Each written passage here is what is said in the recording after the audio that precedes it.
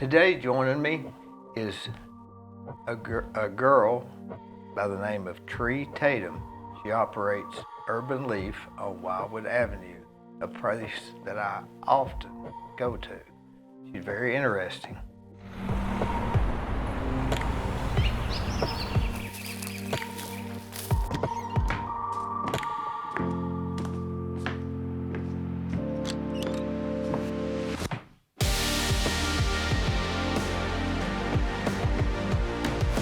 If you go through, do your birth chart and all that stuff, I'm Sagittarius all through.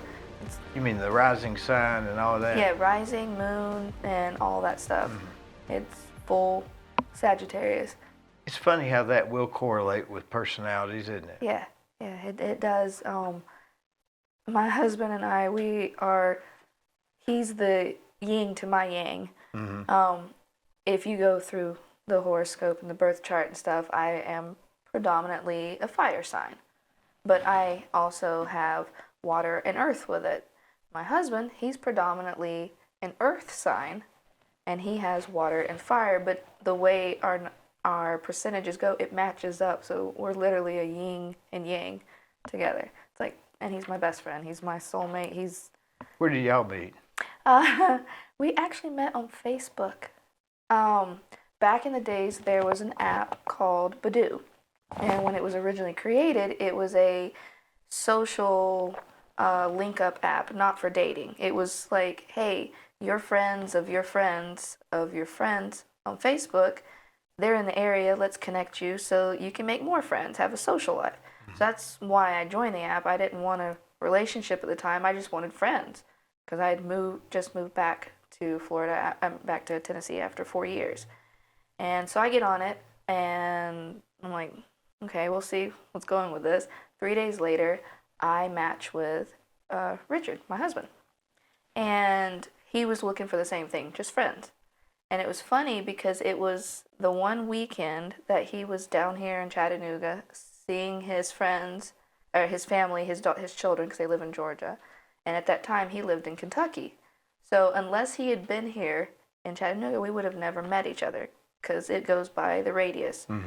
And we started talking, and it was crazy for me because I'm not a very open, I'm ready to love you, you're the best thing in the world. I'm very guarded just because I've had a rough past.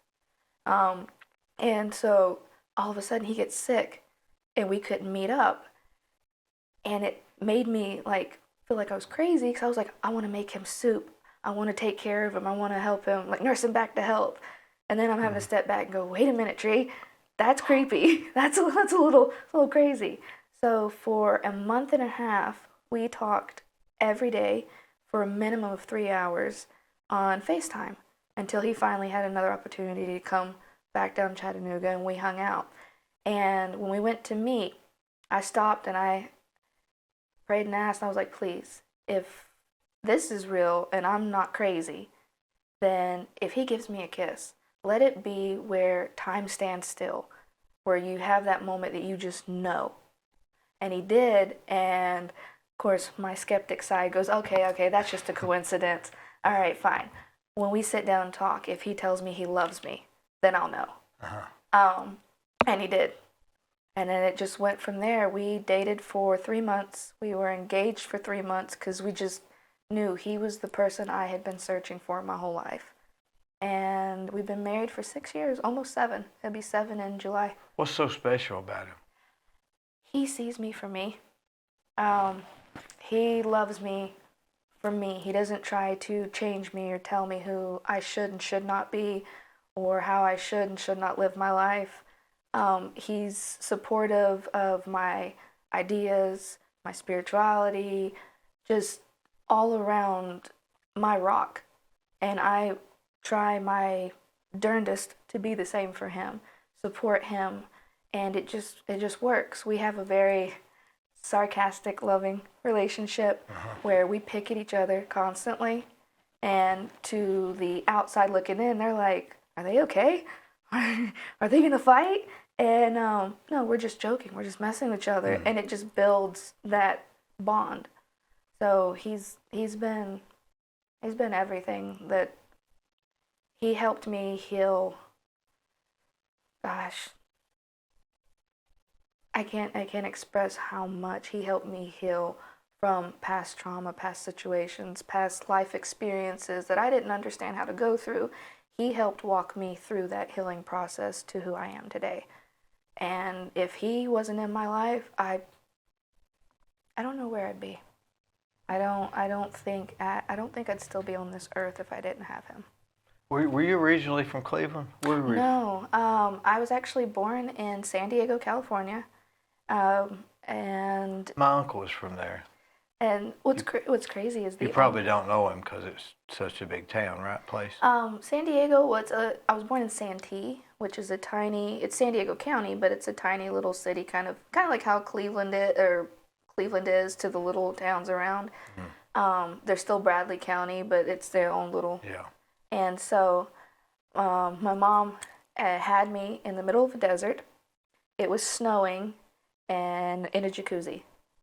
Like it was like the coolest kind of moment. I didn't know you could do that when you have a kid. Yeah. But when I was 2, she left California, and we moved to Asheville, Hendersonville, Arden area of North Carolina. And I grew up there till I was about That's 13. sort of an odd place from San Diego to North Carolina. Yeah. I love the mountains, anything nature, outdoors. And so it was a fitting place for me to grow up. I was a very tomboy, so I was always outside. I used multiple cousins as landing pads from jumping off the roofs of my grandparents' house and stuff. Like I was a full-blown. Was your mother from North Carolina? Yeah, yeah. Our family on my mom's side their last name's Cagle, which was originally back when they immigrated to the U.S. From where? From where? From, oh gosh, all over, but from Germany, Norway, Scotland, Ireland. What I have done when I went through a DNA search of myself, because I don't look like my family. I look like they kidnapped me or adopted me from some other family. I don't match. And I am Cherokee, Norwegian, Ethiopian, and Puerto Rican. So I'm a whole mixture. And so the Cagle family was originally their last name was Cagel. And they changed it when they moved over here so to be more Americanized. And they started in Henderson County, in Hendersonville, North Carolina. God, I'm still going through my whole family tree to really know who's where, but a lot of the Cagle family helped found Hendersonville, or they're one of the founding families of Hendersonville. So all of my mom's side of the family was in that area. And then when my mom met my stepdad, David Michael, then we were there in North Carolina till 13. I was 13, and then we moved to Florida for a while. I was there till 16, and then we slowly worked our way back to North Carolina. And that's when we came back to North Carolina. I was 17, and that's when I started having a love for coffee, espresso, lattes, teas, herbs, all that kind of stuff. And I started studying it, and I worked as shift supervisors, as general managers of a local shop there. I just kind of stayed in that industry. So when fast forward to now, back in April, I was working for a different company. They didn't have hours for me. I went for a whole month without any work. And Was it a coffee shop in Cleveland? No, it wasn't a coffee shop. It was just a local retail store. And it had gotten to the place that, it was about to just take us out, because between the balance of my husband's job and my job, we do life 50-50. I help pay for these bills, you pay for those bills, and it just works. So with me not having a job, not having hours, it was all getting put on him. And it was stressful. And I was driving to work. I had one day scheduled that whole week. I was like, fine, at least it's something. As I'm coming home, that little voice in the back of your head goes, turn here and go inside, or you're going to miss something.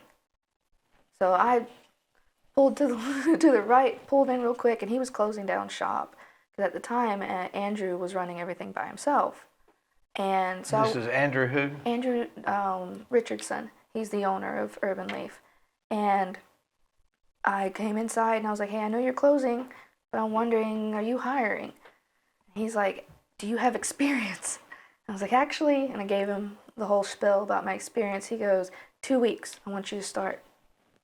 I was like, perfect, all right, sweet. Because at the time, we were living like a quarter mile up the road in a little tiny, like 550 square foot 2-bedroom apartment. And the car we had was on the fritz. 1 minute it would start, 1 minute it was like, nah, not today. So for me, it was like, this is perfect. I can walk 5 minutes down the sidewalk and be at work. This works out perfectly for me. And about three days into working, Andre is his first name, but he goes by Andrew. Andrew goes, let me show you the upstairs where we keep inventory. I'm like, all right, we go up there and he kind of shows the whole place. He goes, would you and your family want to live here? He's like, I'd feel comfortable you watching over the shop and everything. And I was like, man, this is twice the size of, yes. And gave it to us for the same that we were paying at the other apartment, just really took care of us and showed me like, look, he actually gives like he cares about the people that work for his business. You do for him, you show him that you are loyal and you're here, he'll take care of you. Like he wants what's best for his business, but also if it works out that there's a like familiar relationship there, it's perfect. And so probably about a month or so later, we ended up moving in upstairs, and it just kind of went from there and took off. And it's a huge blessing for me because, like I said, I've worked in multiple coffee shops, both mom and pops, both high end like Starbucks. I've worked all over the place in coffee shops. And I've never been able to put my own ideas into action, or give my own 2 cents of like, hey, what do you think about this? And it be received, or be like, yeah, let's go for it. So for me, it's like being able to have my own little signature as a part of this bigger picture, because we have so much things planned for the future, for this building itself, for the coffee shop, for the things we're going to add to it. It was like I felt valued for once. And then it just kind of led one thing to the next, and I ended up becoming the general manager, running everything for him so that he didn't have to stress out and be there 24/7 to keep an eye on it. He can go and take care of the rest of his businesses, and I'm here running everything for him, and he can be like, oh, Tree's got it, it's cool. So it really turned into a huge blessing, and it's everything I've dreamed of having. As a job, as a life, because I've always, as a kid, you have that dream of one day I want to be this, I want to grow up and do this. And I've always dreamed of living in a brick and mortar where you live above where you work and you have that relationship with the company or the business as well as you have your own life. It's just an aesthetic that I've always wanted to have. And with the herbs, we have 20 different loose herbs, and we have, trying to count, 15 different mixed, like pre-mixed teas, but also I, with my knowledge of herbology. What kind of ology? Herbology. Herbology. So it's more, I use it more of my knowledge of what each herb stand for, what they can help with, what they can't help with. I make different teas that help with, say, for instance, somebody has kidney failure issues. My father, he's 81 years old, and his kidney's failing on him. Like, he's going through it right now. And if you take yarrow root and St. John's wort and burdock root and dandelion root and mugwort, and you mix those together, add some peppermint, some ginger, and some chamomile, that helps keep your stomach calm. But the first few herbs, they almost detox your kidneys and your liver and kind of helps bring you back to that healthy state. And it's not going to completely fix it. Depends on how far advanced the failure is, but it helps kind of revitalize it. And I enjoyed learning that stuff because I want to help. I want to be the helper, the one that helps people be happy, but also help heal in any way I can. Whatever makes someone else heal and feel better brings me joy. Did he already have some of these herbs there when you went there? All the teas that we have in the copper cans in the back, all those teas were already there because that was his original plan, was to have it's called Urban Leaf Tea Company. Yeah, we have coffee and we have lattes and smoothies and refreshers, and we have boba, which I make the tapioca fresh for every order so it doesn't have a weird consistency. I want it to be the best it can be so people have the best experience. And then we started talking about the different herbs of, hey, garlic is great for this, or lavender helps you relax and sleep. And we just went from there. So you've expanded what he has. Yes, yeah. I think before I got there, I think we've got about 50, maybe 60% of what's there now came after I got there, and we sat down and brainstormed of, hey, what would the community like? We were doing pretty steady, pretty busy in the beginning, and then, of course, when the sidewalk work started, it blocked off. People didn't want to try to fight through the construction to get in. So for a month, it was a little rough. There were days that I would probably have 2, maybe 3 customers show up for the whole day. That's a 10-hour day. And then other days, people would fight to get in there, and we do pretty good. But it's picked up a lot more since that's finished and people can get in without any issue. It's with each week that passes, it gets busier and busier. And I have a positive feeling that we're going into 2023, it's gonna be amazing. There's so much opportunities, and we've got promotions lined up, as well as advertising lined up on a grander scale. He wanted to go kind of slow and steady for the first year because our 1-year anniversary comes up in February. So this February he'll have been open 1 year. 1 year, yeah. Did he do all that remodeling? Yes, he did. He looks bought good, doesn't it? It looks, gosh, 1,000% better than what it did when he first bought the building. Was he from Cleveland? No, actually, he is retired law enforcement, military esque kind of lifestyle for 45 years. And he came from California back. Yeah, I think he was originally born in Alabama, but he wanted to be closer to his family here in Chattanooga area. So he came to Tennessee when he retired from his career in California. So he bought the building. Yeah, he bought the building, the property the building's sitting on, and originally where the parking lot is, that was another lot. So he bought both and just combined it together as one piece of property. Now, before he had it, what was it? Before he had it, it was, I believe, a hobby shop, or I get the two mixed up. It was Kenneth Tinsley's antique place for a while. Yes, yeah, I believe that was actually the last one. Was Mr. Tinsley? Yeah. I think Kenneth. Yeah, Kenneth. I'm trying to be respectful. Yeah. I think I'm sorry. Andrew DiResta was the last person to own it, and that was the hobby shop. So then, before Andrew DiResta, then it was Kenneth Tinsley. And before that, it was Pearson's. Pearson's. Yes. Pharmacy. Pharmacy. And Pearson Photos or Pharmacy? Oh yeah. Yeah. Pearson. He's going to show some photos. Yeah. So, well, he's really got that looking nice, doesn't it? You see where our sign is? Kenneth would be happy. Yeah, I think he would too. Where our sign is, underneath the brick that's still embedded in the brick from when it was a drugstore, and it says drugs.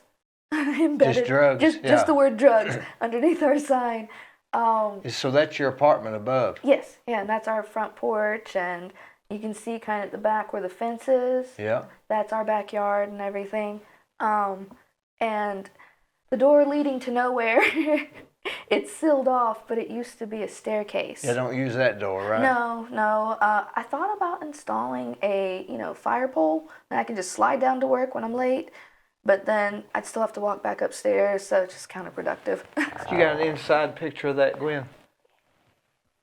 That's really professional done. Yeah, he Looks like something I'd do. his vision is absolutely amazing for the shop, for the building.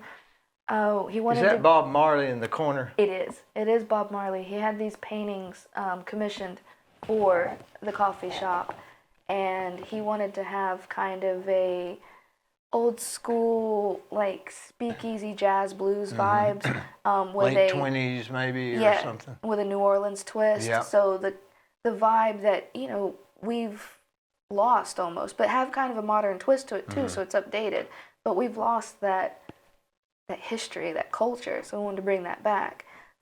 One thing we pride ourselves on. There you are. Here I am. So those that you had in the copper can is what it was already Yes, pretty yeah, much there. that's the pre-mixed teas, which are all organic, 100% organic, and most of them we have the same loose herbs available to buy those or mix for themselves.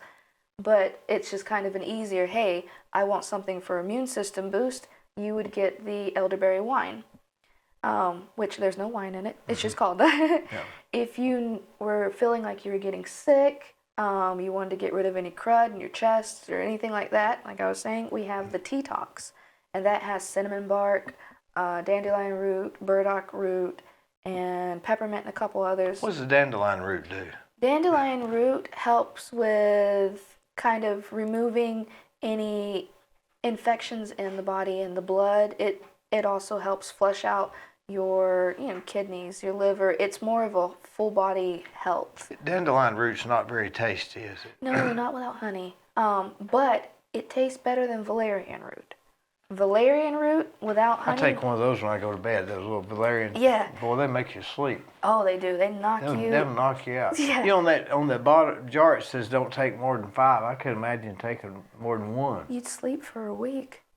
Like, gosh, I know. I couldn't imagine. And you sleep hard too. I Yeah. mean, it really puts It's you to sleep. the best sleep. I have some valerian root upstairs, and I make a tea if I struggle with insomnia.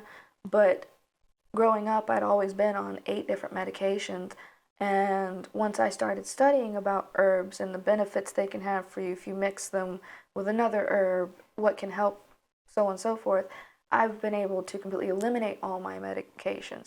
I don't have to have anything for my insomnia. I can drink tea. Drink a cup of tea, I sleep just fine. If I'm having an anxious day, I'll mix it with another herb. Drink that tea, I'm fine. It just kind of helps balance me out, and I've actually lost almost 35 pounds since I changed that diet and way of living and eating. How would you describe an anxious day? Just where I get stuck in my head. Like a record that won't Yeah, that's stuck. yeah, stuff that shouldn't bother me, it's still playing in the back of my head. So that little voice where you have someone telling you, "Oh, you're not gonna do good today. You're not good enough," and that gets stuck where I can't convince myself otherwise. I will find a way to stop, meditate, pull myself back together, kind of give myself a mini pep talk of "You got this. Stop getting in your head." And if I really am struggling, then I just make the tea, and it helps me. It's not going to help everyone the same way, but for me, it helps kind of relax me to, okay, I got this, I'll be fine, kind of moment. But yeah, it's a huge. 8 medications, that's a lot. Yes, I was on Adderall for ADHD. That was the only one I wasn't allergic to. I was on Paxil for PTSD and anxiety, and I was on Buspirone for my dysthymia, which dysthymia is a chronic depressive disorder that makes you get stuck in your head. It's like that little voice you can't get rid of that tells you you're not good enough, you're not worthy, why are you even trying? And it just pushes you down. Mm-hmm. And then they had me on trazodone for insomnia. They had me on blood pressure medication because my body decided that it just didn't want to handle life anymore. My blood pressure would go beyond what it's supposed to be. The highest I had was Golly. Just it? 218 over 189. And I was working at the hospital at the time as a PCT, night shift PCT, What's which PCT? is like a CNA. Yeah. But At Tanoba? at Tenova, yeah. Let me ask you this. How'd you get to Cleveland, though? You hadn't filled that gap. My parents, they just kind of pushed and pushed and pushed, so I finally gave in and moved up here. Were they already here? Yeah, yeah. How'd they end up here from North Carolina My through Florida? stepdad, back in the days when he was married to his first wife, she passed. They were married for 33 and a half years, I believe, and they were high school sweethearts. And she passed away with cancer. And when he was married to her, you know the old Victorian-esque brick building that's across from Lee that the library owns? Yeah. Like a gorgeous brick building. My dad used to own that, and his family lived there. Let's see. What was his name? David Michael. David Michael. Yeah. Was that a red brick? Yeah. It's the red brick with the just gorgeous. Had a little bitty house behind, little bitty. Yeah. That's where my wife lived, upstairs. That's so awesome. Wasn't there an older lady that owned that back then? I think at one point in time, I haven't fully gone into the history of where. On the back, it's not real brick; it's fake brick on the little building. Oh wow, yeah, I didn't know that. So he brought your mother back here. Yeah, and when they got married later, they wanted to come back up here because my younger sister Hannah, she wanted to go to Lee, for music, and when him and his family lived. His first family lived in that house, he helped build the auditorium for Lee University. And at that time, he owned multiple companies, construction companies, plumbing company. He was a master plumber, a master electrician.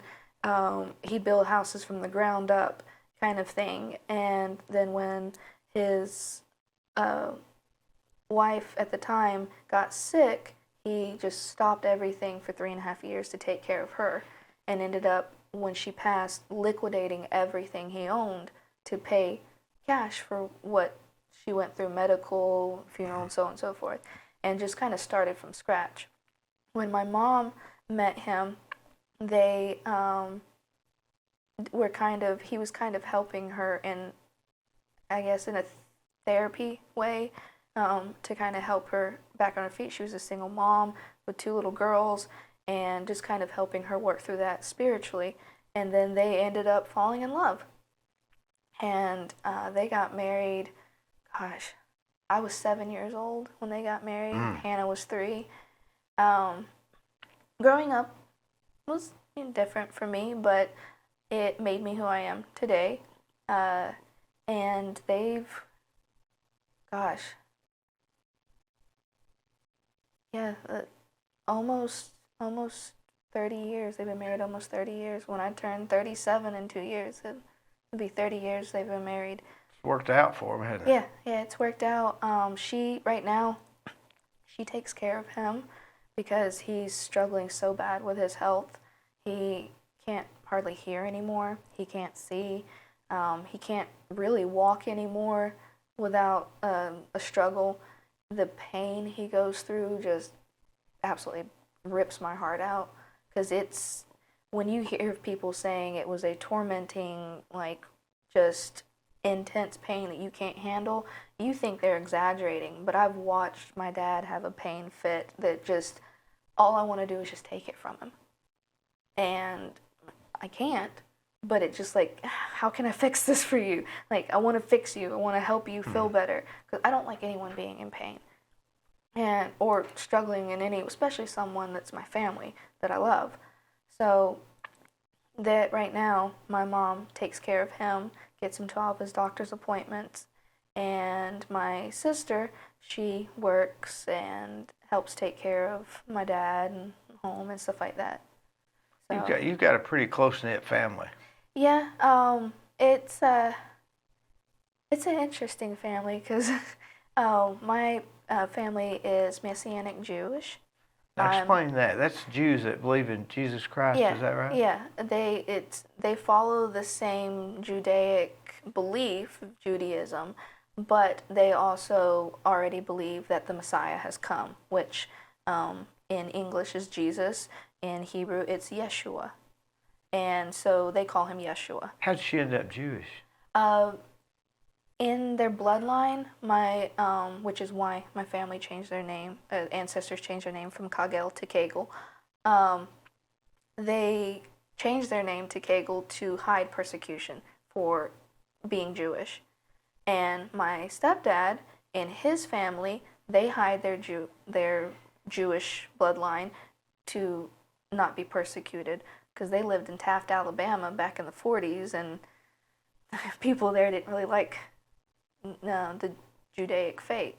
So they just kind of hid that. When my stepdad, when his mother passed away, she finally came clean and was like, just before, she's like, hey, we're Jewish, and yes, we hid this, but it was for y'all's safety and for our safety kind of thing. And he just kind of went with what he felt the Lord was, leading him for, and went from being,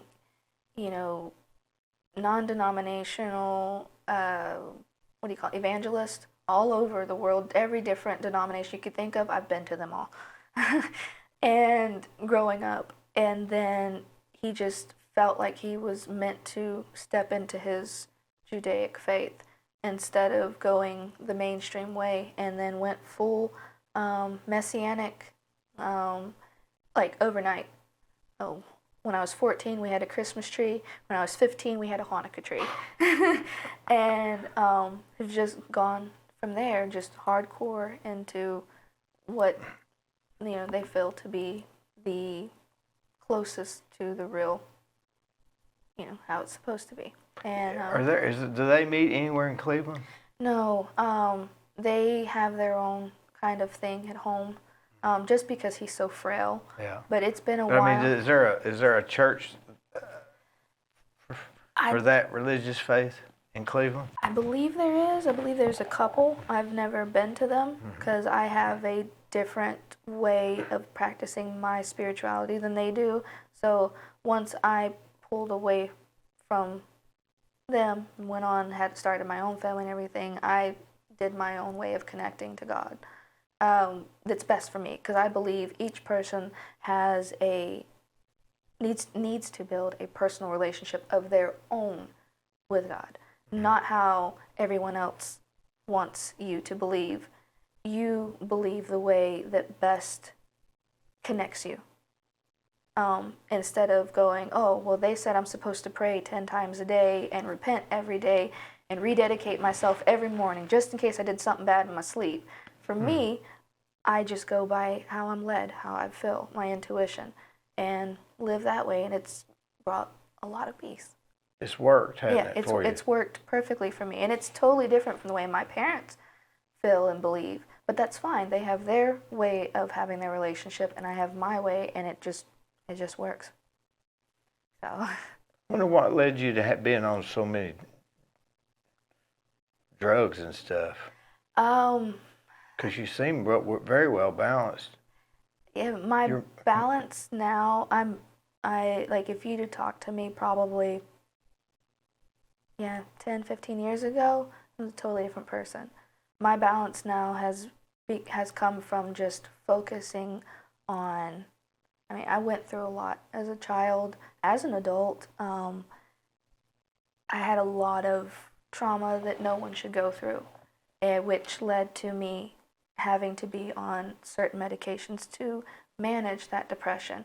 Can you talk about what traumatized you, or is it? Oh, no, I'm fine. I've healed from that. When I was 5 years old, I came out to my mom that a family member at the time had been abusing me from 3 to 5.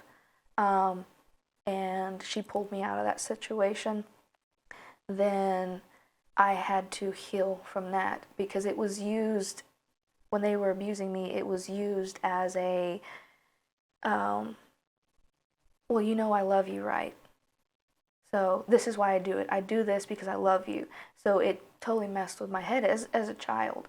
Then growing up, probably about, I'd say 25, I was up here, single mom, with my now oldest.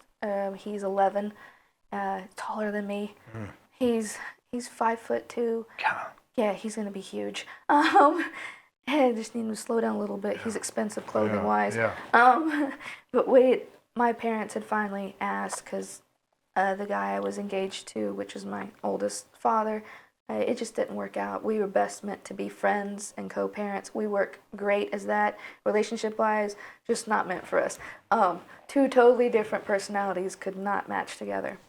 But so I moved back up here after Sebastian was born, and I tried to go to Lee. I survived one semester, and at that time, it's different now, but at that time, it was really frowned upon to be a single parent without having the father have passed away or something happened to you as to how you became the parent. They didn't care. Like, so it was rough being there. So I ended up going from there to Cleveland State University, and I was studying psychology, music, languages. At that time, I wanted to be a musician, a linguistics, so I could be a translator, and I wanted to understand psychology to help other people get through what I had been through. And I had a classmate I had been studying with for probably 6 months, never tried anything, swore up and down he was saving himself till marriage kind of thing. And then one day we ended up studying together out of the blue, so I had no reason not to trust him. And he took advantage of that situation. And it was very horrific. Nothing got done about it because that's life. And I just ended up moving back to Florida to heal from that because Sebastian's dad wanted to try again to see if we could make our family work. And no, it didn't work. Again, like I said, we were best meant as friends and co-parents. And probably about 3 years later, I finally came back and stayed, started over.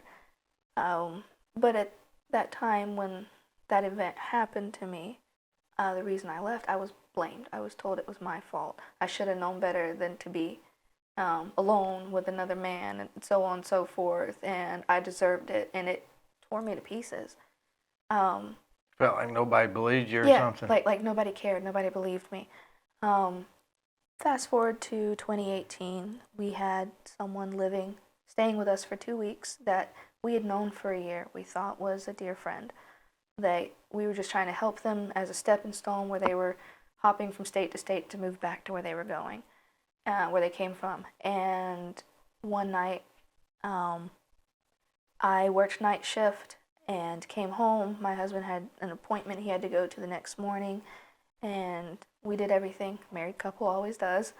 Had our moment because I didn't know how long he'd be gone and wanted to have that moment with him before he's gone. I stayed up with him and ended up later getting the children to sleep and had probably about half of, a normal, what you call a glass of wine. It's like a half of a glass. Had that, went to bed.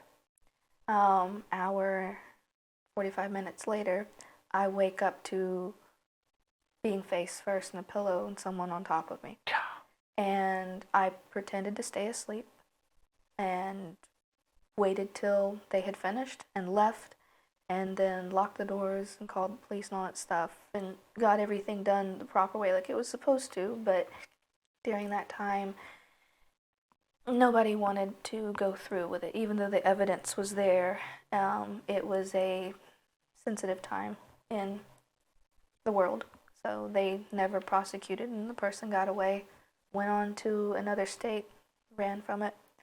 But looking back, like before, now, I wouldn't be able to talk to you about it. I wouldn't be able to tell you what I've been through and why I had to go, why I had to be on medication, why I had to have help with each day. But the past, was that 4 years now, 28? Yeah, past 4 years, I have grown immensely spiritually. I've worked through my trauma, through my pain. I've forgiven those that have hurt me, whether they deserve it or not. I've just released that from me, because when you hold on to hatred, to disdain for others, all it's doing is it's hurting you while they're still sleeping soundly at night. They know what they did wrong. They don't care, but it's tormenting you more than it is them. And so I just worked through that, and it's what made me kind of the happy, outgoing person wanting to help and heal all of those, even the ones that have hurt me, I still wish the best for them. And and when COVID hit around 2019, the beginning of 2019, being stuck at home and all that stuff, I just started going into myself and dealing with that, studying herbs more deeply, trying to figure out, okay, I take this for that. What is there an herb that I can make a tincture out of, or make a tea out of, or bake into food that would help me with that just as much as a pharmaceutical drug? And just went from there. Because during that time, like, work was scarce, paychecks were scarce, and I couldn't afford all my medication. So for an entire month, I couldn't pay for my medication, and I was forced to quit cold turkey. And when Was that really hard? Did that send you into a bigger spin? oh, it was frustrating. It both medically and physically and mentally. And you had a 5-year-old, right? Yeah, and had a 5-year-old trying to keep up with, well, 5-year-old now. At that time, he was 2 and 3. So, and he's a little escape artist, little ninja baby. Like, you'd see him one spot, next minute he's at the other end of the house, covered in paint. You're like, how? That was like 5 seconds. How did you get over there? Kind of thing. So, but I just kept focusing on, hey, you got this. You can work through this. There's a way to heal without having to have everyone else just pump you full of drugs. And weaning off of the antidepressant, though, that was probably the roughest thing for me, because it sent my body into what they call brain shivers, where it's kind of like your body's having to just relearn how to handle the anxiety and the depression on its own. And it ended up causing me to have a minor TIA, which is a mini stroke, which at the beginning, doctors thought, oh, you're just having a severe migraine. My left hand went numb, went limp. I couldn't hold anything. I couldn't speak correctly. My face didn't droop, but I was struggling everywhere else that you would with having a stroke. And that's when I realized, yeah, I'm not getting back on that. I'm not going through that again, and just learned how to manage it one day at a time. Let me tell you about Capstar Bank. They're located in Nashville, Hendersonville, Gallatin, Athens, Madisonville, Sweetwater, Etowah, and in Cleveland at 950 25th Street and 3855 North Ocoee Street. I've used them. I like them. Give them a try. They're no problem.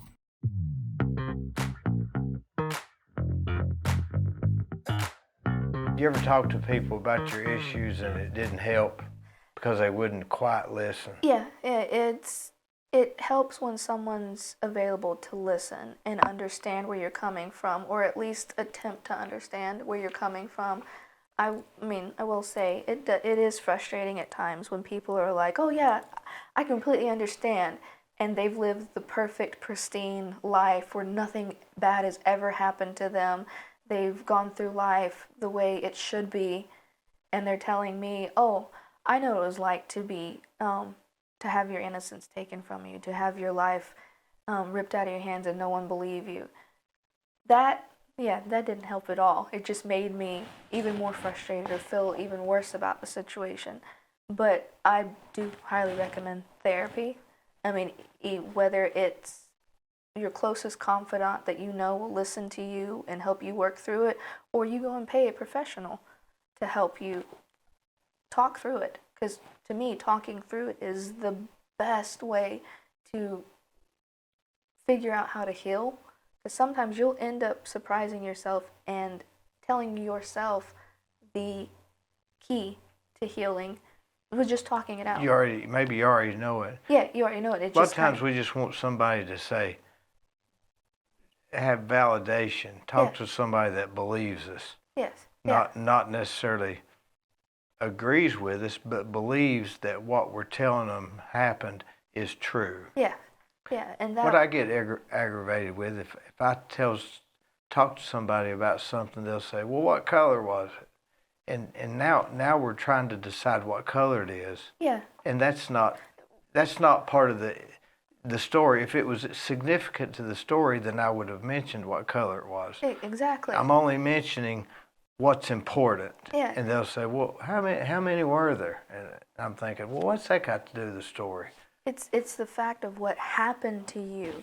That's the important part. That's what you need to heal from. I mean, it could be, for me, what happened to me, it could have been one man or it could have been 5 men. It doesn't matter how many it was. It's the fact that I went through that event and I need help pulling myself back out of the pit.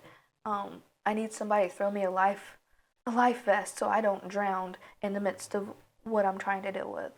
And that's what my husband has become for me, or is for me, because I can sit down with him and tell him, hey, I'm struggling with this in my head, and this is bothering me, and I really need to understand why it's bothering me. And he'll sit there for hours on end helping me work through step by step of, well, maybe it's bothering you because of this, or maybe it's that, helping me figure out why that's bothering me so I can pinpoint that, deal with that within myself, and move forward.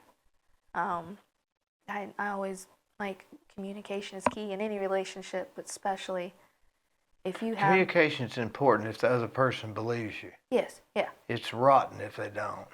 Yes, yeah. I've had many family members. When the event happened to me in 2018, my husband, he had multiple friends of ours that would come to him and go, yeah, are you sure it really happened that way? I don't believe her. I think she See, I'd have asked to for get it. She rid of pushed those it. friends. Oh, he did. Yeah, he let him have it in a verbal but respectful way. He's like, no, I know, because y'all don't see her every day. For months, he couldn't hold me. We couldn't sleep cuddled up together like we used to, because it would just send me into a flashback. Like, he walked through all of my nightmares, all of my trauma triggers. I hate that word, but like, he walked through all of that with me. He lived what I had to heal from. And like I said, if I didn't have him, I wouldn't be here. Because there's multiple times that I just wanted to give up. I wanted to just be gone from this world. You just couldn't handle it mentally? Yeah, because no one would believe me. No one would listen to me. No one would help me. How did it feel when somebody said, I believe what you're telling me? I cried. I cried immensely, because it was like, finally someone cares. You know, people need validation, don't they, about what they're thinking and how they're looking at something. Yeah. It's growing up, my life wasn't all sunshine and roses. And my family we had a lot of rough times as far as relationship goes. And there was a point in time where very close family members didn't believe me. My mom always believed me. My mom was always there for me.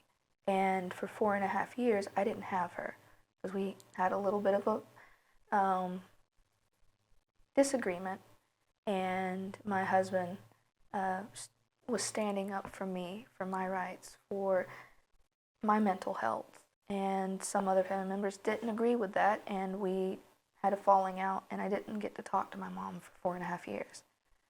And when I didn't realize how much I missed that, and how much I missed my mom, until March of this year, I got to go and surprise her for her birthday and be there for her birthday. And when I walked in, it was like nothing from the past had ever happened. It started over as if we never had that argument. We never had the falling out. I never got disowned from the family kind of situation. It just kind of started over. And I was able to go up to my stepfather and tell him, hey, man, we had a rough past. We went through, for lack of better words, we went through hell together. And you and I got in each other's faces constantly. It was not fun. But I forgive you. I forgive you. I love you. And even though what happened in the past hurts, you're still my dad. And it was a huge moment for both of us. And he, for the first time in his life, is probably going to make me cry. For the first time in his life, in my life that I can remember, he validated me. He told me that I am worthy. I am loved. I am meant to do what I do in life or how I live my life. I am meant to be here. And I never got to hear that as a kid. Because growing up, I always felt like I wasn't good enough. No matter what I did, it was never good enough. I would never be what I was supposed to be because I had bad things happen to me and it caused me not to be able to go and become a worship leader or a big musician or a famous singer. I didn't get to live that dream.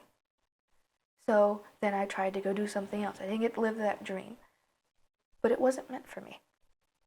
Because if I had gone, looking back, if I had gone and I had become that famous singer, or I had become a psychologist, or done interpreting for across the globe, I wouldn't have the peace and joy that I have now because I wouldn't have stopped and tried to heal from my past wounds.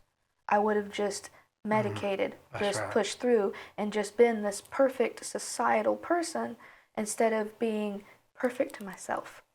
I mean, obviously nobody's perfect, that's never going to happen, but when you love yourself and you go within and you heal from what others have done to you instead of just blaming, you learn and heal from that. It makes your life so much happier and so much more worth living than just medicating and pushing it to the back.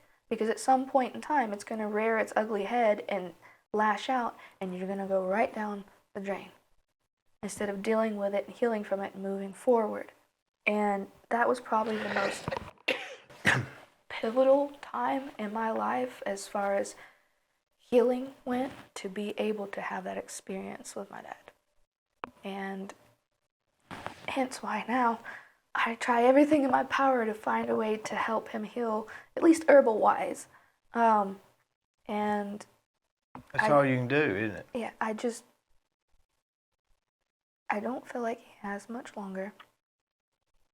But I hope that he can have peace and pain relief for what he has left. Because his body's falling apart. And it hurts me because I don't know how to fix it. I can't fix it. I'm not God. I don't have magical powers. I can bippity boppity boo, you're done, you're fixed. But I wish I could, wish I did. And he's going through, like I said, kidney failure, heart disease.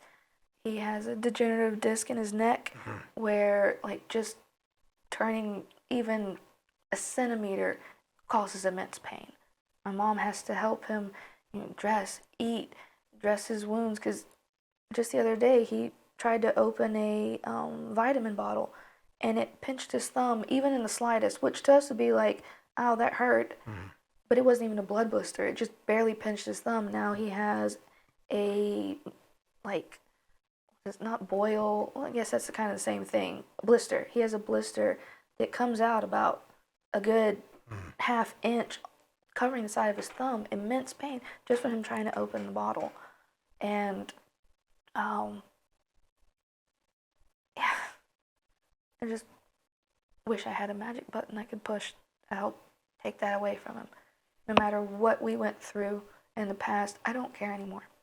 That's the past. The past is the past. When you keep bringing it up, all it does is wound and hurt everyone else around you. We got to look to the future. Yeah. Because the future is the only way you can be happy. Because right now... And it's the only thing we can change. Exactly. You can't change the past, so why dwell in it? Who did your nails? I went to Zen. And usually I go to... Well, those are red. Yes, I like the bright colors. Yeah, I went to Zen over by Publix, and usually I see Kelly or Jasmine because they just know how to make them the perfect pointy. Like, I like my claws. Let me see them. Yeah. Extra pointy. They're not nice. They're not as pointy as usual. Usually, like, I can just touch a pack of water and just kind of slice down the side and cut it open. But no, I I needed a change. I like my bright colors. Do you think that your coffee there, is it different than like Lassiter's, Starbucks, uh, Scoops, all these new coffee places now? Is it a special blend of any sort? I believe it's different because we get our coffee beans from Mad Priest out of Chattanooga, which is a local roasting company. Will they roast whatever kind you want? It pretty much, yeah. They have their set ones, but if you brought beans to them, I'm pretty sure they would be like, yeah, we can roast those. Will they roast your own flavor? I believe so. We've never had to actually step into that and ask because what they already have is perfect. We get it usually an Ethiopian blend, a Colombian blend. Then we have one called Dark Night. We have one called Sloth Dispelling. They have some of the craziest names for their beans. And our espresso bean is the Matriarch. The way they roast their beans, it holds in all of the nutrients and the enzymes you're supposed to have in coffee. So like normally say you get a gas station coffee. You drink it 5 minutes later, you got to run to the bathroom because it just went straight through you. When that happens, that means there's no enzymes or any health benefit whatsoever in those beans. They've been burnt. They've been roasted out of it. If not roasted out, what are the health benefits of coffee? One can be it's like a metabolism stimulant. So I've heard that. Yeah, you can do for metabolism stimulant. Speeds up that helps you lose weight, yeah, right? Yeah, it can help. It helps burn fat. Yeah. And there's several other benefits that if I had my book with me, because I've got so many little pocket books that I'm like, hey, this is for that, that's for this. I could dive deeper. So so some coffees are more of a diuretic, and that's the ones that have had the enzymes roasted out of it, pretty much. It's a lot of.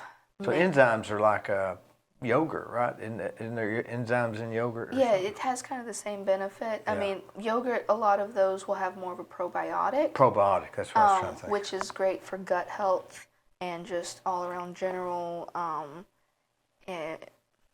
What's the word? Not immune system, but like digestive health. Mm-hmm. That helps with the all around digestive health. If you end up drinking a coffee that doesn't have the enzymes and all that stuff, it can build up that nasty gunk. Your body can't digest it properly, hence why it goes straight through you. Because there's no way, it's like just pure liquid through your body. There's no way for it to pull any nutrients out of it. But if your body is able to actually digest what you're drinking, then it can help benefit with the boosted metabolism and so on. Sometimes you drink coffee and it has a slight bitter taste. Is that an Arabic blend? It depends on how it's roasted, whether it's a light roast, medium, or dark roast. Some dark roasts will have more of a bitter taste to it because they're roasted longer, obviously. They're darker bean. And so that makes it more bitter, darker? Yeah, just a tad bit more bitterness to it. But yeah, a lot of Arabica beans will have Arabica. I call it Arabic, but it's Arabica. Arabica, yeah. And they have they're roasted more, which makes them, so the more roasted, the darker, more bitter taste. A little slight bitter. Yes. I don't really like the slight bitter. But some people do, don't they? Some people do, yeah. Some people would rather have it as black as their soul kind of thing, as dark and thick. Well, I don't mind it being dark. I just don't want it bitter. Yeah. How come some are dark, but not bitter?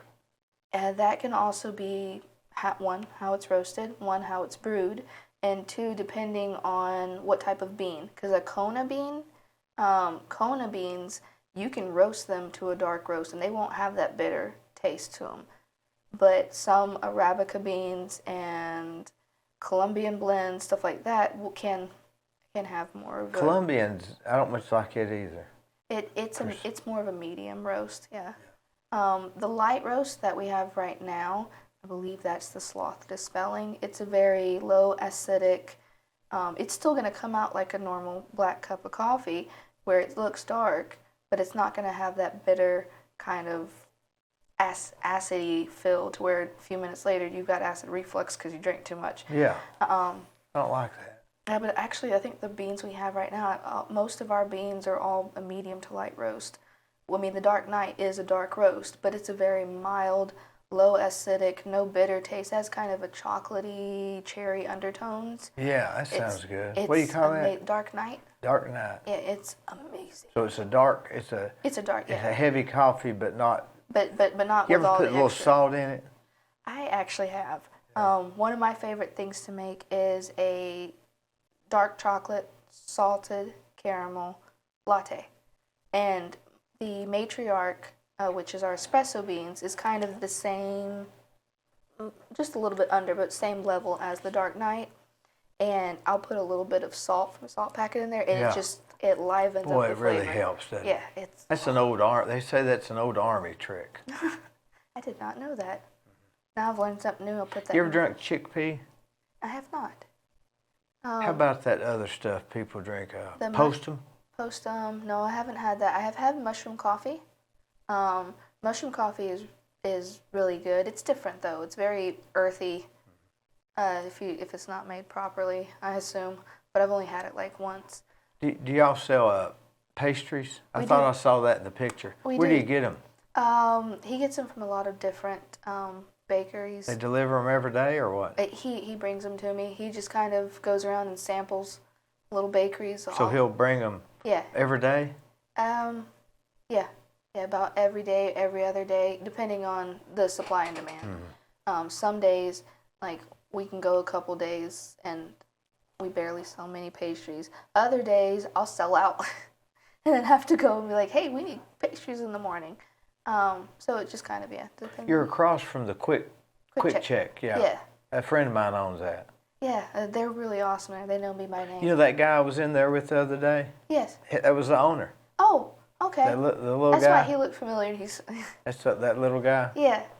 Yeah, they're really awesome over there because they know me by name. I walk in, oh, hey, Tree, you here for milk? Because I use them as our emergency milk run. Because there'll be times I'm like, okay, we have 4 gallons of milk. How am I down to a half a gallon? I can't leave the shop because right now I'm the only one there. Yeah. Which, after we get through our first year and kind of regroup after our 1-year anniversary, we will have another employee, so it will be open longer. Because right now we are open Wednesday through Saturday, 8 a.m. to 6 p.m. every week. Because one, it's just me. Do you have many people there at 8 o'clock? No. Depending on the day. On Saturdays, no. Saturdays, it's usually people start rolling in around 10 a.m. On What kind of people? What are they doing there? a lot of what's come through recently has been people just passing by. It's like, oh, I've been wanting to stop in here. I have a day off. I'm gonna try it now. Or it's been a word of mouth kind of moment, where they're like, hey, my friend came here last week and they told me I had to try it because I love boba or I love teas and so on. And then they come in. What's boba? Boba is tapioca. Okay. So like little tapioca pearls. And what I make, we have 2 kinds. We have the popping balls, as they're called, where they have fruit juice inside them. And they, I have like blueberry and peach and passion fruit and dragon's fruit, and it has that juice inside the balls. Mix up the Did drink. you say tapioca? Tapioca, Like yeah. tapioca pudding, those Yeah, little balls? Yeah, those little balls, Yeah. but they're a little bit Well, I bigger. like those. Yeah. It's like a malt. Isn't Yeah. it malty or no? Well, no. No, tapioca. What is tapioca? It's a hard one to describe. Is it a plant? No, I'm not sure. I'm not either. I just remember eating tapioca pudding when Oh, I I was. always ate tapioca Yeah. pudding. That was my favorite thing. I think ever. I'll have some tonight. I Tapioca need to go pudding. get some. Jello tapioca pudding. Yeah, we were gonna do the Jello part, but it didn't work out. There wasn't a way I could cook it like I'm supposed to without it tasting funky kind of moment. But the tapioca, what I do with it, the pearls, I will boil it and let it sit for 2 to 3 minutes so that it can bring up that nice chewy consistency. But I cook it for each drink so that it's as fresh as it can be for each order. Because if you let them sit in the sugary solution that you create for it for longer than 4 hours, it ends up turning into Orbeez. Like, if you know those little things where you put them in the water and they just expand? Yeah. That's the way the tapioca does. It just turns into Orbeez and it turns Yeah. into this nasty mush. So just to not have to worry about that, I would rather cook them per order and it be the freshest, best experience than having to be like, oh crap, it's been 4 hours, I gotta make a whole new batch, and then I've just wasted like half my product. And Do you have espresso? You do, yeah. We have espresso, we have lattes, Now those espresso cappuccinos. machines, aren't they like $3,000 to $4,000? Oh. Pretty expensive. The real ones? The real ones, yeah. Which what we have is we have a 2-head espresso machine. So they're a little bit more expensive than just a single head espresso machine. There are machines that are 3, 4. I think 4 heads is probably the max, where you can make 4 different drinks at the same time. I can do that, but I'd prefer to have help. So I like sticking with the 2 drinks at one time. But once we get another employee and we have that opportunity, because we wanted to kind of go through a year, we can save up, work towards any little tweaks that we need to make, repairs we need to make, get that all out of the way now, start the new year fresh, then we'll be open more. End up being open from Tuesday through Sunday, and varying hours. But we'll keep for now we'll keep Monday closed just in case we have any emergency repairs or inventory we need to do so on. But right now, I mean, it is a little odd to people. Like, I can't come here till Wednesday, but it's just me, and I'm trying to run a business as well as take care of a family. Our 5-year-old, he is high functioning autistic with ADHD, and I'm having to homeschool him right now because he's not handling being out in the general social moments, and it's hard for him to be able to calm down when certain people just don't understand how to handle or speak to an autistic child. Like, for him, when you don't want him to do something, if you automatically go no, he doesn't get that. He doesn't understand the word no. It's like, okay, why? And no, so for him, I have to explain to him, like, buddy, you can't do that right now. This is why. And it seems, oh, okay, like that makes sense, and he'll go on about his way. But if I forget and I go, no, not right now, it's a full-blown meltdown, falling in the floor, end of the world moment for him because he doesn't understand. Will he grow out of that? He can, or he Even can just the learn. autism, is it that slight? Yes, it just kind of depends on how we help him learn and grow with that. I have high functioning autism, but I was not growing up. I didn't get put on medications, and I have no intentions of putting him on medications if I can help it.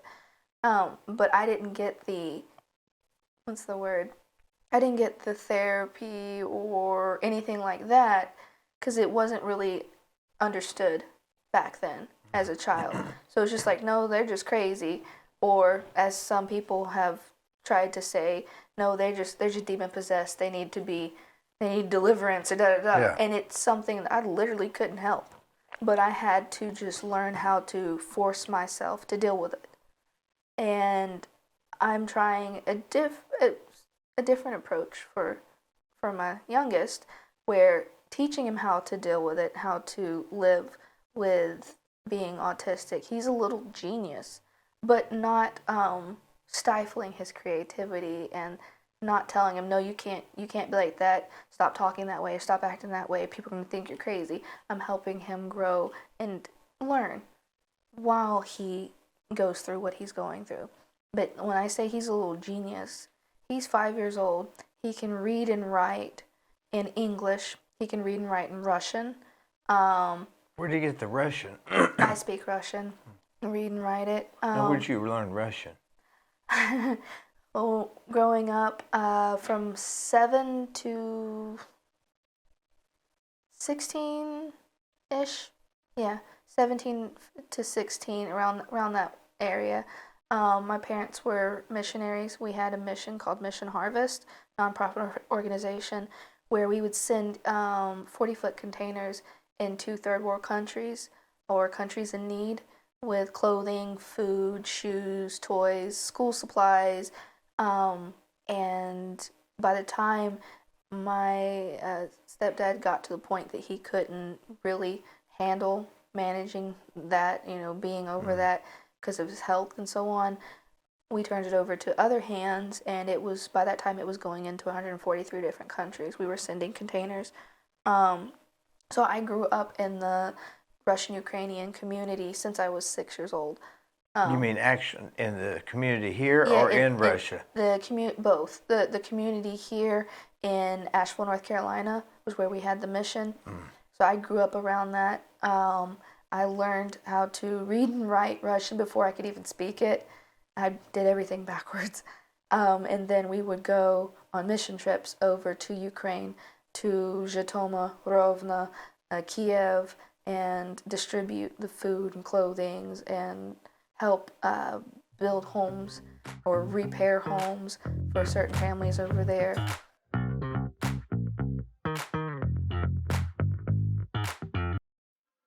On the courthouse square at 30 2nd Street is the law firm of Logan Thompson Law. Since 1965, they have served the legal needs for the good citizens of Cleveland-Bradley County. If you've got a problem, they're no problem. Give them a call.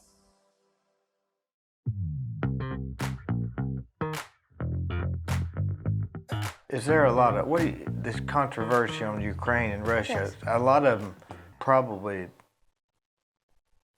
What's your thoughts? What do you think most of them are thinking there now? I know in Ukraine, I still have several very dear friends that live there. They're terrified. They're losing family members because to them it's big bad Russia is coming to take everything from them because they just want more land. They want to control that. So it's very hard for them. There are some cities and towns in Ukraine that they won't talk to you if you speak Russian. Because they have gone through so much with fighting with Russia over decades, millennia. You speak Russian, they automatically snub you. Others, they don't care. Everybody speaks. If they don't speak Russian and they speak Ukrainian, they can understand Russian, but it's very hard to understand a lot of Ukrainian if you only speak Russian. Ukrainian's a very fluid, just kind of flowy, cursive language, and Russian's a very straight to the point, choppy. For instance, when you would say, I love you in Russian, it's Я тебя люблю. In Ukrainian, it's Я люблю тебя. So it's more of a flowy, beautiful way of saying it than just a choppy moment. Hello in Russian is привет. In Ukrainian, it's привет. Thank you in Ukrainian, дякую. But in Russian, it's спасибо. So it's just kind of, it's a different balance. You're making me feel stupid. No, I learned languages because I got bored as a kid. I wanted to know what people were saying about me. So Because you were in that community of Yeah. helping them. yeah, I wanted to know, like, even with, I know some Mandarin Chinese, I wanted to know what they were saying. Speak some Mandarin. 你好，你好吗? Which means, hi, how are you? So someone would probably answer, 我很好，谢谢, which is good. Thank you. I'm fine, thanks. Golly, Gwen, she's way over our head. But I only know little bits and But pieces. you choose to make coffee. Yes. Yeah, yeah, because I haven't really dove deep into um, fully under like speaking Chinese. You know, I've got a lot of guys that work for me that's Ukrainian that came over during then, and they're really hard workers. I Yes, mean, yeah, they are they, really, and they stick together even if they don't like each other. yep, very family oriented. Um, you could have one person that's completely taken everything that their family's ever worked for and just squandered it all, and they'll pretend like it didn't even happen. I've noticed Just that. to I got one just to that was keep like that. yeah, just to I keep had one of them that was, he left the whole, took a bunch of money and left them, and like a week later he was back, yeah. and they acted like nothing had happened. Yeah, it's anything happens in the community, no one talks about it. They keep it to themselves. They deal with it on their own. It's not brought up again. I was married once before I met my husband, and I was married to a young man. He's half Ukrainian, half Lithuanian, and we only lasted about 3.5 years. It was a very rough marriage. Not, I mean, I'm not saying Ukrainians or Russians. I'm men in general.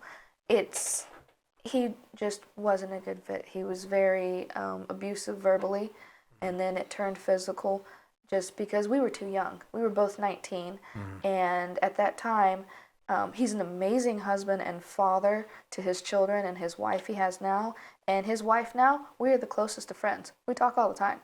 So there's no animosity there. It's just like, hey, we were too young to be together. We weren't meant to be together. But at the time, you get angry and you fight back. Now looking back, I'm like, yeah, I was just a child. I was a kid. But my my stepdad was like, hey, this is the one. God sent him. So this is the time, da da da. And at that time, I believed it. That, like, whatever, growing up, whatever he said was the way to go.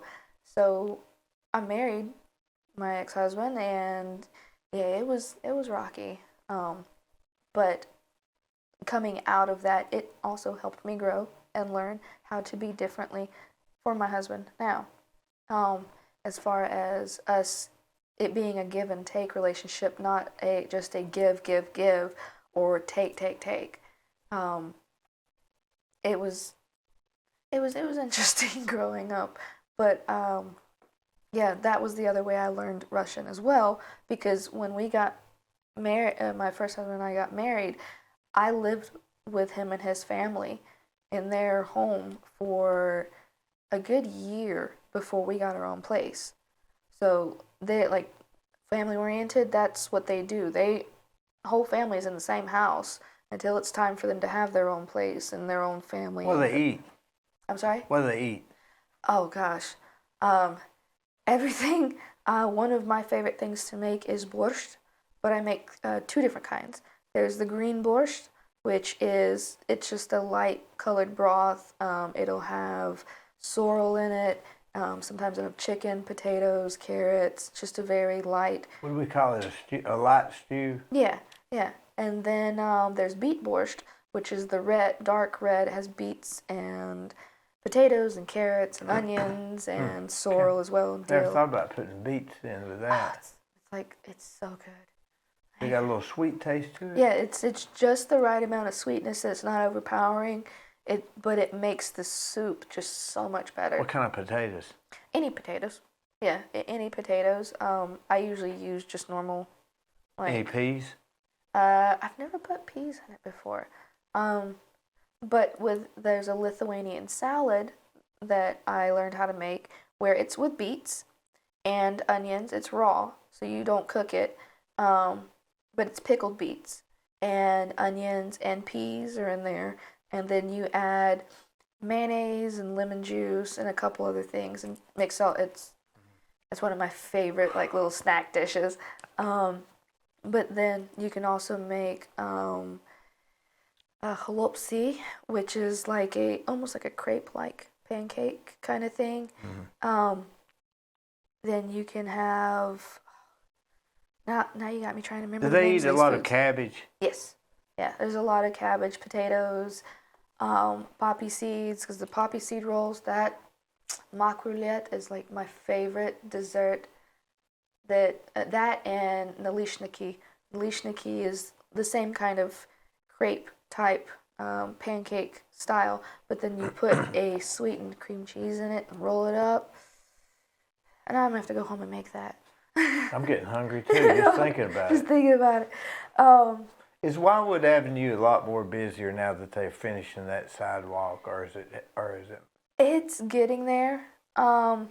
It's a very busy street, like road. Wildwood Avenue is very busy, period. People use that as a cut through all the time from one part of the city to the next part of the city. So it's constantly cars going back and forth. I guess at one time it was a main Yeah, road through there. yeah. You know, I think Wildwood Avenue used to be busier than, when because that was the main road Yeah. into town. well, I think too when the Whirlpool Yep, shut down that's there right. and moved, that's what really just changed everything. It just called the people that live there. They didn't have a way. Those that didn't have a vehicle and they were walking to work, and that was awesome. It just caused it just to plummet. And now, the community's trying to build that back up and rejoin it to the historical district so that it has just as much value of an area as the historic district does. But it's gonna take a hot minute to get that all cleaned up and revitalized. How much is a cup of coffee? Cup of coffee, if you want a small, it's $3.95 before tax. A medium is $4.25, and a large, which is our 20 ounce, is So it's not a discount coffee place, is it? $4.95. It's cheaper than most. Yeah, we are one of the cheapest in town. What size would this be? A small or medium? That'd be a medium. It's about 16 ounces. Our small is 12 ounces, our medium is 16, and our large is 20 ounces. I noticed they had good music and good speakers in there. Yes, we have the Sonos system. I love Sonos. Their speakers, their whole setup. It was all Van Morrison when I was there. Yes, I love Van Morrison. He's my favorite. But it's usually, I switch it up. We try to keep it a bluesy, jazzy theme, or oldies like 1950s, 1940s. Blues and jazz. We just keep it that more, like I said, speakeasy, back in the day vibes. Or we'll have reggae. But the old school, Bob Marley, the original reggae, not the crazy pop But that's stuff. something different that no coffee shop that I know of has music, which is really, That you can hear. yeah, they can't hear it. I don't think they even have it. Starbucks has music, Yeah, but I'm not. but you can't really Is it hear like it. elevator music Yeah, or something? yeah, you It's can't. It's not recognizable names. Now that I think about it, yeah, I don't even think they have any music. going a lot of the places. I remember back in the days when I started working in the coffee industry. If you remember Barney's, I The think bookstore? Barney's, but there was also a Barney's coffee, I remember that. and way back in the days. That's where I start telling my age. The coffee part. They would have a different types of music, and they would have little what do you call it? Spotify cards. They would have I little remember QR that, codes, yep. and they'd have sit there and like, hey, this is the song for the week, and you would get a free song or a free subscription. They don't do that anymore. No. But yeah, I haven't really heard of many places that have kind of a lot of music that you can actually hear and understand what's being played. But that's the vibe we want to have there. At Urban Leaf Tea Company, we want it to be an all-inclusive cafe where there's no judgment. We don't care what your religion is. We don't care what you look like. We don't care who you love. We don't care what you believe. As long as you come in with a positive, loving vibe, happy vibe, and you keep that positivity, you're welcome. Come sit, chill, hang out, get a cup of coffee, study, do your work there. We want it to be a positive, reinforced atmosphere for all walks of life. So there's no, it's what I call a base or safe zone for me, because it's a moment where you can go, no one's going to be like, oh, you like this or you dress like that, and then you get treated differently. Here, I don't care what you dress. You can come straight from work, and you got holes up and down because that's your work clothes.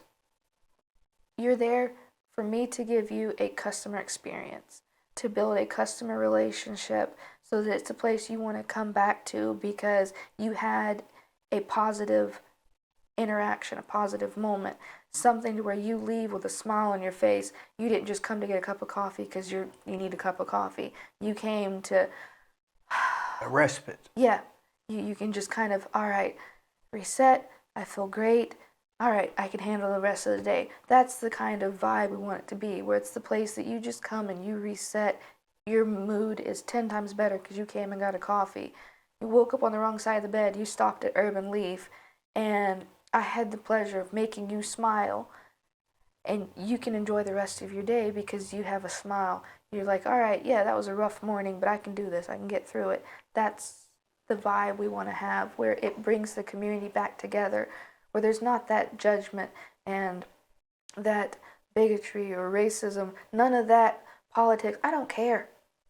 You leave that at the door. We're here to grow and get to know each other and build a community where we help each other, and we're here to help each other heal and have joy, not to poke fun and judge because you look a little different. I mean, I've got 5 different nationalities in me. I'm Norwegian, Ethiopian, Puerto Rican, and Cherokee, and Japanese. Like, I'm a whole mix. I'm a melting pot. And But speak Russian. yes, I speak Russian and Mandarin. Mandarin Chinese and Spanish and some Hebrew.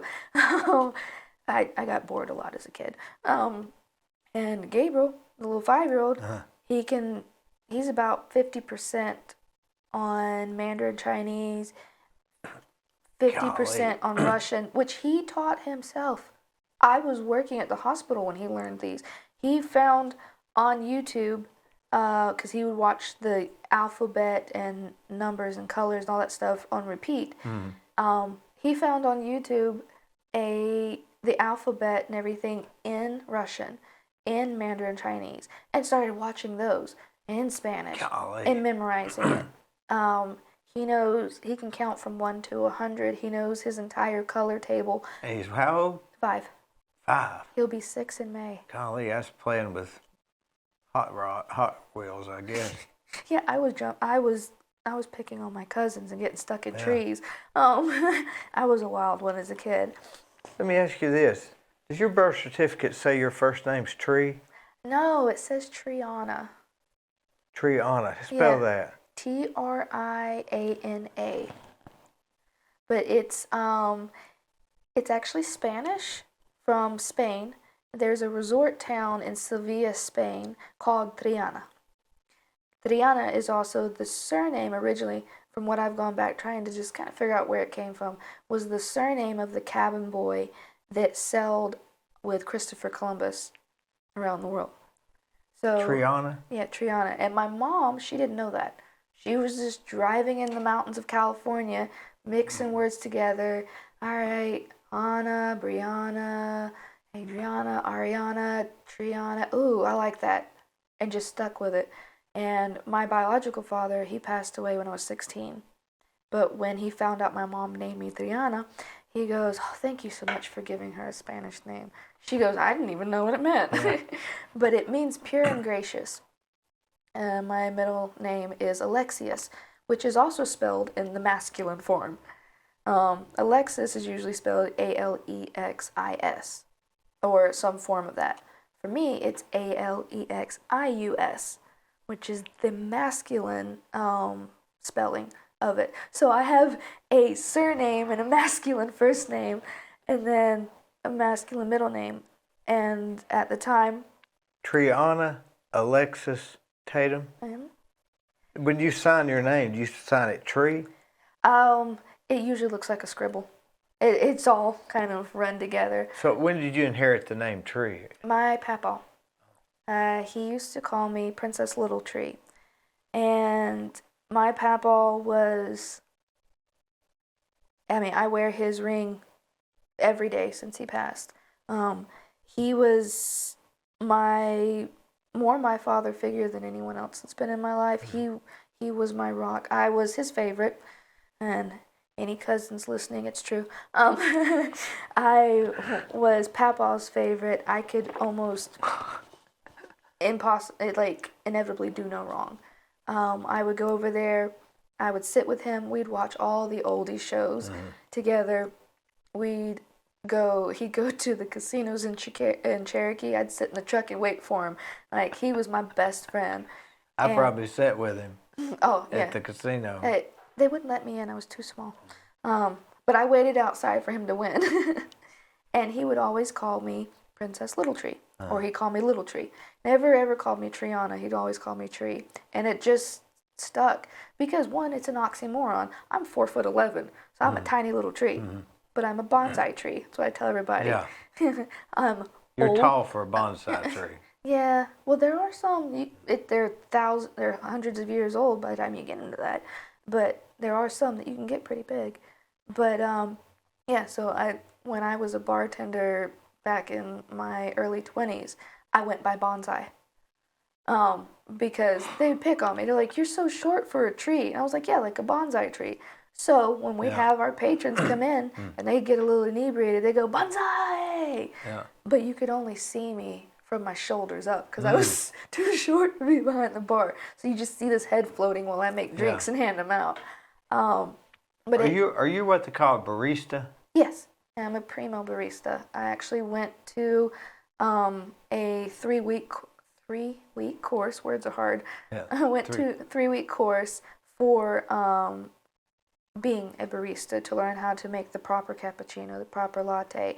If you look at some cappuccinos, you open up top, you look at the foam. If it has a lot of big bubbles in it, that's going to cause you indigestion. So there's a technique of hitting the steam pot on the counter. Yeah, that's a lot of noise. It is to settle the bubbles. So the smoother the foam is, the less indigestion you'll get.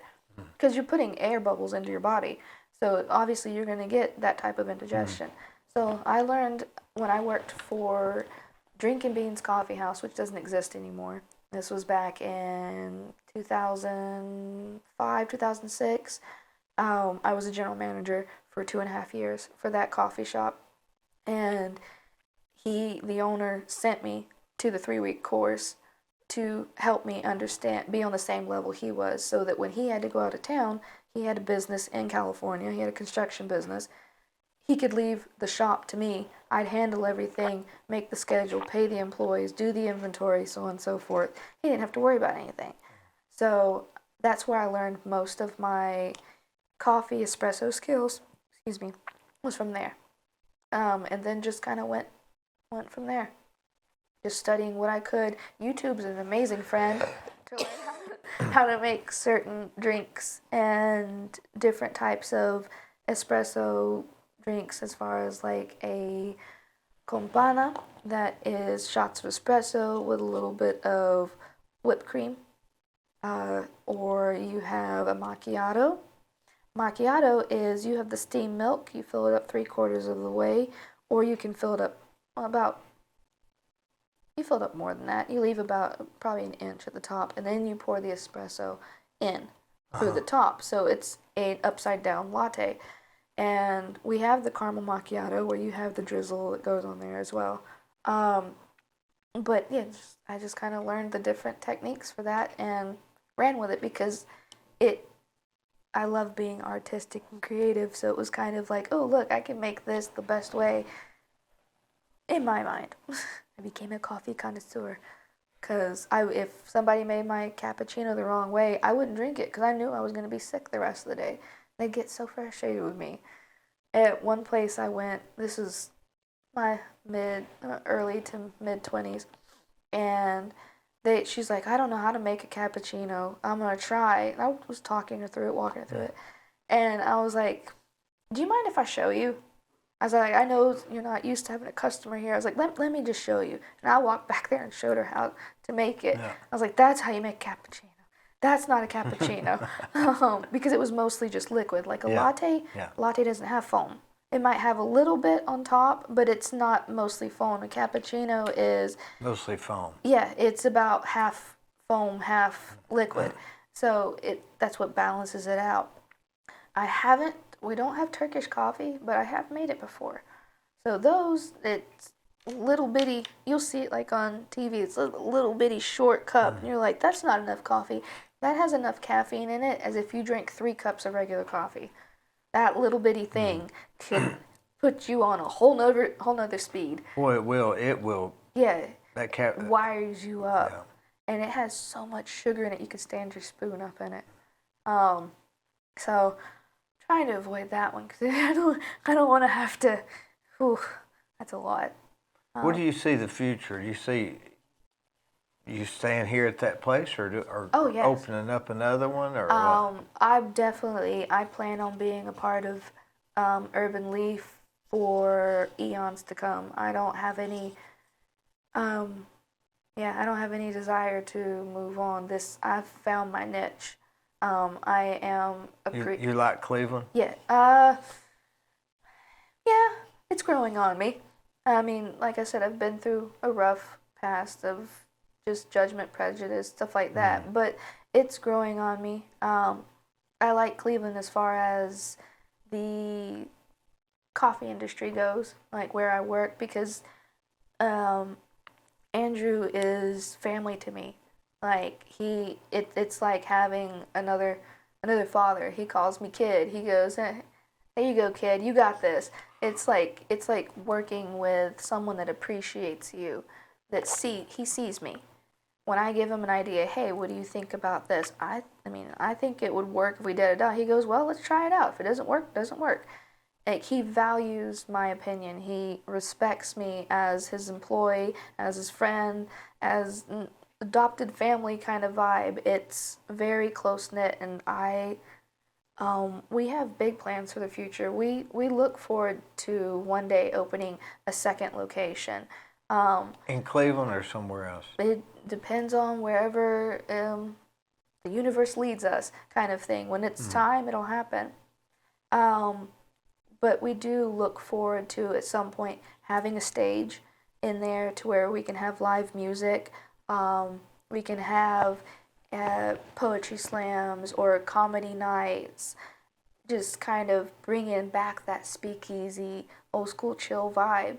And at some point in time in the future, we look forward to having more there than just coffee and pastries and tea and good music and stuff like that. We have food and other aspects, but we're just taking it one day at a time. Well, I'll say this: you got a nice place. Yeah. It's really nice. Well, we really Whoever did appreciate it that. did a good job.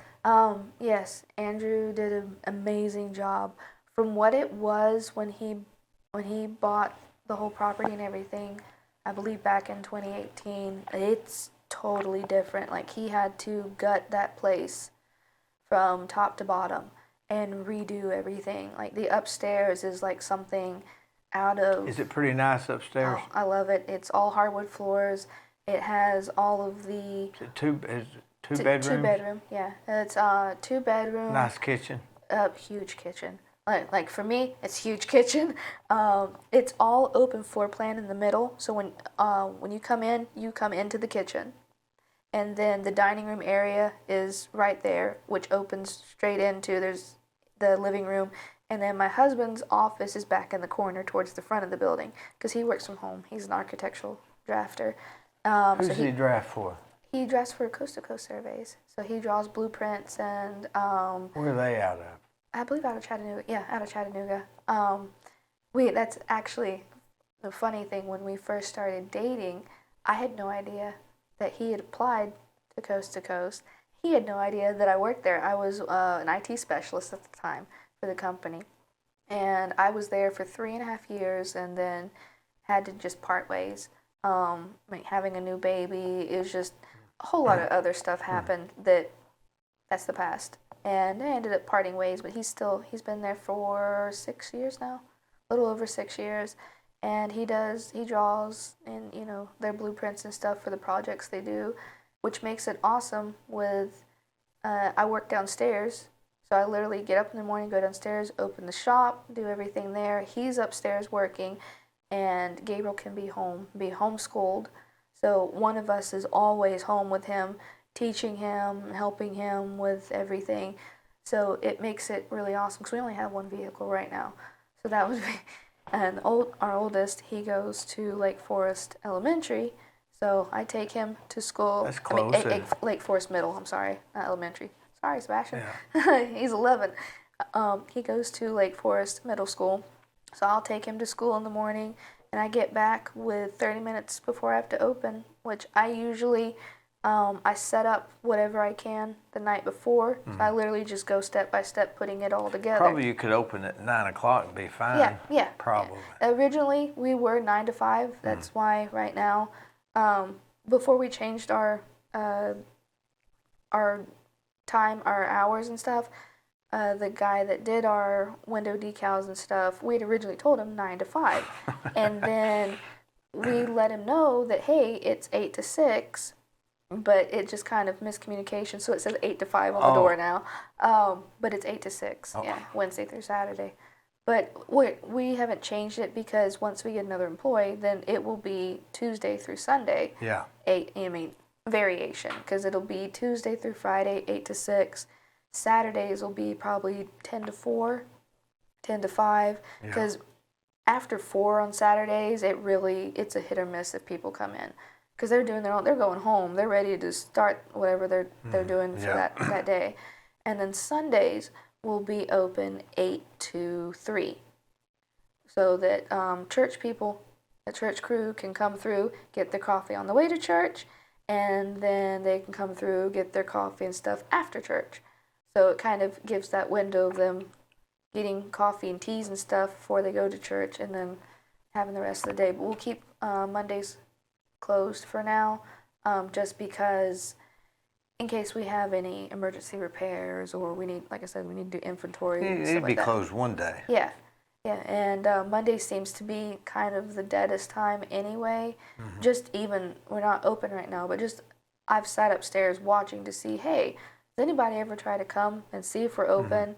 And we may have 1 or 2 in a week, or I'm sorry, in a month, that actually tries to stop by and see if we're open.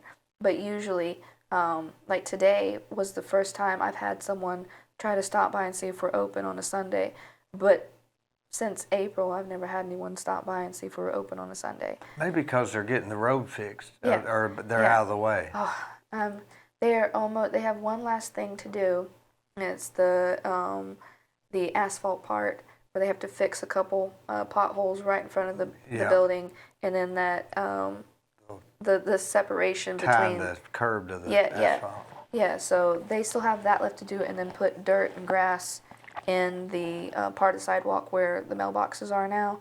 But other than that, they seem to be finished in front of us, which I'm very thankful for, because that was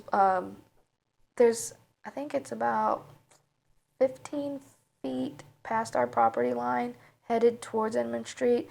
There's no sidewalk, no concrete inside of it, so they still have to fix that. Yeah. So that's going to slow us down a little bit, because they'll be posted up right in front of our driveway.